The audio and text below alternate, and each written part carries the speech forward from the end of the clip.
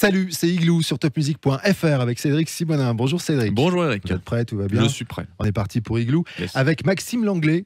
Bonjour, DG de Octave. Alors qu'est-ce que c'est qu'Octave? Bonjour, c'est la plateforme régionale pour la rénovation énergétique des particuliers. Aujourd'hui, on va parler des nouvelles dispositions du crédit d'impôt en matière de rénovation énergétique pour les particuliers. Depuis le 1er janvier, il y a une nouvelle fiscalité qui est à l'avantage des ménages modestes, mais pas que.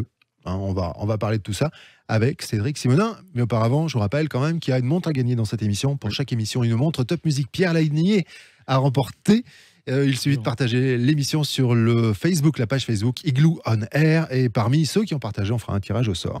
Cédric, c'est à vous avec Maxime Langlais. Merci, bonjour Maxime Langlais. Bonjour. Merci d'avoir accepté notre invitation. Oui, Octave, c'est une initiative de la grande région, de la région Grand Est plutôt, et de l'ADEME. Et cette initiative, elle a pour but d'accompagner les propriétaires dans leurs projets de rénovation. Il y a 5 avantages à rénover son logement et à bien le rénover. Un, c'est réduire sa facture de chauffage. Gagner en confort dans le logement en hiver et en été. 3, augmenter la valeur du bien en le remettant à la valeur du neuf. 4, lutter contre le dérèglement climatique en diminuant les effets de serre. Et 5, préserver sa santé avec un logement bien ventilé et moins pollué. Voilà pourquoi je voulais qu'on traite de cette initiative. Première question, monsieur Langlais, est-ce que vous pouvez nous dire et nous éclairer sur les nouvelles dispositions fiscales pour ceux qui désirent rénover leur logement, parce que c'est pas toujours évident de s'y retrouver. C'est vrai que c'est pas simple. Depuis quelques années, il existe une première disposition qui s'appelle le crédit d'impôt à la transition énergétique, plus communément appelé le CITE. Ce CITE a évolué au 1er janvier de cette année, 1er janvier 2020. Il était jusqu'alors adapté, ou en tout cas applicable pour tous, sans condition de revenus. Et il concernait un plafond maximum qui pouvait aller jusqu'à 2 400 € de crédit d'impôt pour les personnes seules et 4 800 €, donc le double, pour les ménages. C'était pour l'ensemble des propriétaires qui réalisaient la rénovation énergétique. Depuis le 1er janvier, le législateur a scindé en deux les populations, voilà, jusqu'à l'année 2021 où ça va encore évoluer un petit peu. Cette année, les ménages modestes et très modestes, donc avec des niveaux de revenus qui sont définis par l'ANA, l'Agence nationale de l'habitat, bénéficient non plus d'un crédit d'impôt, mais d'une prime, qu'on appelle prime rénovation. Les ménages les plus aisés, au-deçà de ces qui ont des revenus de ressources au-deçà de ces seuils définis par l'ANA, bénéficient encore, sur certaines conditions, du crédit d'impôt. Globalement, crédit d'impôt, prime rénovation, crédit d'impôt pour les ménages les plus aisés encore en 2020, prime rénovation pour les ménages les plus modestes, voire très modestes, dès 2019. Toutes les infos sont disponibles sur un seul et même site. C'est le site du ministère de l'économie, économie.gouv.fr. Si vous avez des informations, si vous voulez connaître les seuils d'éligibilité, si vous voulez connaître les conditions de crédit d'impôt encore cette année, c'est le site économie.gouv.fr qu'il faut consulter. Donc là, c'est pour savoir si je suis éligible et quelles sont les démarches particulières à suivre sur ce site. Oui. Ou est-ce que vous voulez qu'on en parle après? On retrouve tout sur le site? Vous trouverez l'intégralité des données d'éligibilité de démarche sur 2 sites, en fait, économie.gouv.fr, et vous trouverez également sur le site de l'Agence de l'environnement et de la maîtrise de l'Agence de l'énergie et de la maîtrise de l'environnement, pardon, l'ADEME, qui est une agence portée par le ministère de la Transition énergétique, un site spécifique aux aides qui s'appelle FER, comme le verbe, ferb.fr, sur lequel vous allez même pouvoir faire des simulations et regarder sur ce site les dispositions à prendre avant de vous lancer dans des travaux pour pouvoir bénéficier soit de la prime rénovation, soit du crédit d'impôt. Et dans tous les cas, sur ces 2 sites, trouvez le seuil sur lequel vous êtes et de quelle aide vous pouvez bénéficier. Est-ce que vous pouvez nous dire quels sont les travaux qui sont concernés en rénovation ? Alors globalement, tous les travaux qui apportent de l'amélioration énergétique, donc tous les travaux qui font baisser la facture d'énergie, c'est à ça que ça sert. Essentiellement les travaux de rénovation, les travaux d'isolation, isolation des murs, isolation des combles, isolation du plancher. On a plutôt tendance à penser changement de fenêtre ou changement de chaudière dès on se pose des questions de rénovation à la maison. Il est plus intelligent d'isoler sa maison avant de changer la chaudière, voilà. Et d'isoler d'abord le toit ou les murs avant de changer les fenêtres. C'est par là que les plus grosses déperditions, je vais y arriver, se font. Donc tous les travaux de rénovation énergétique, d'isolation, sont éligibles à la prime et au crédit d'impôt. Viennent ensuite le changement des ouvrants, des fenêtres, des portes, mais également le changement des chaudières par des systèmes de chauffage performants. Aujourd'hui, il existe des primes assez incitatives pour tout le monde pour changer par exemple les chaudières au fioul.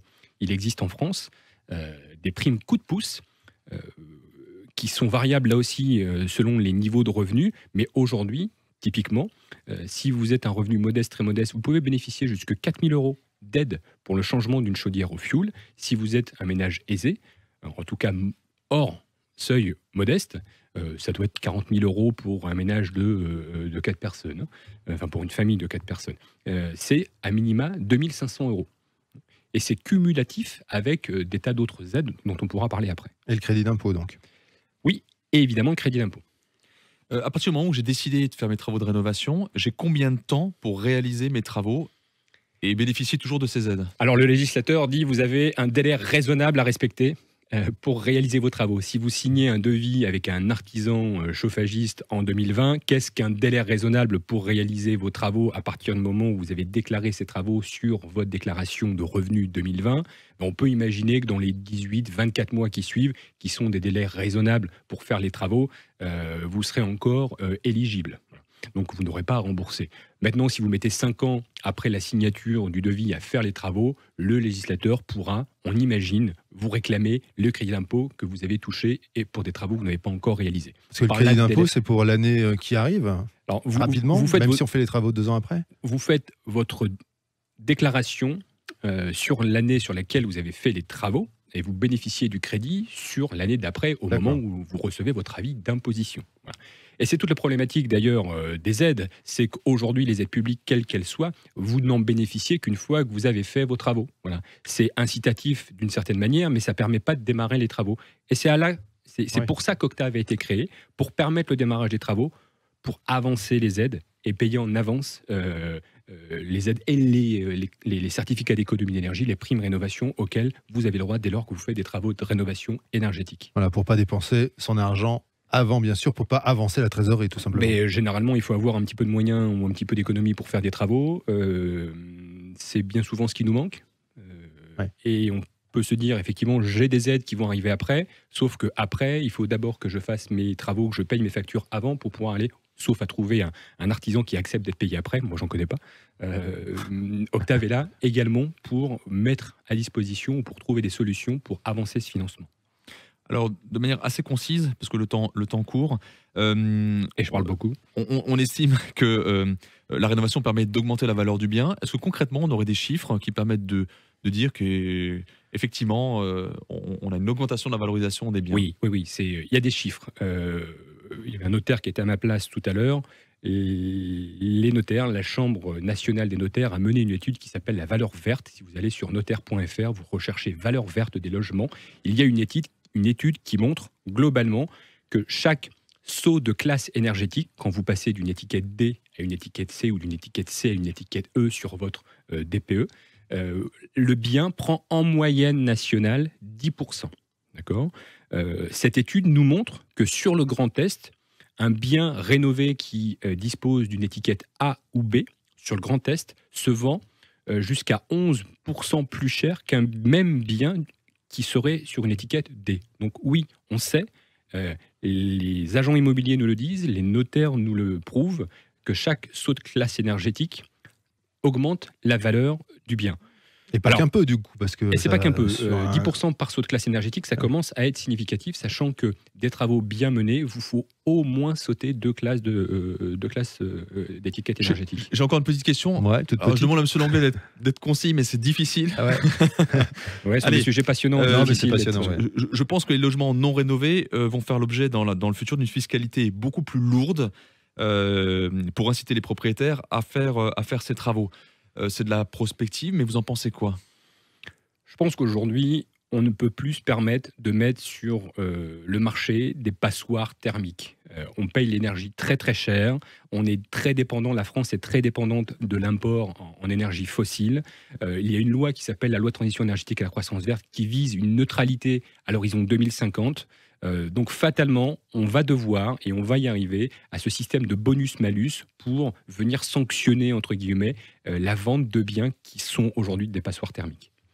Merci beaucoup Maxime Langlais et longue vie à Octave, donc la plateforme régionale pour la rénovation énergétique des particuliers. Ça a été passionnant, un peu long, mais très clair. Merci beaucoup. Difficile de faire simple. On retrouve l'émission bien sûr sur Igloo On Air sur Facebook, sur topmusic.fr, sur le site de Trianon Résidence et sur la chaîne YouTube d'Igloo.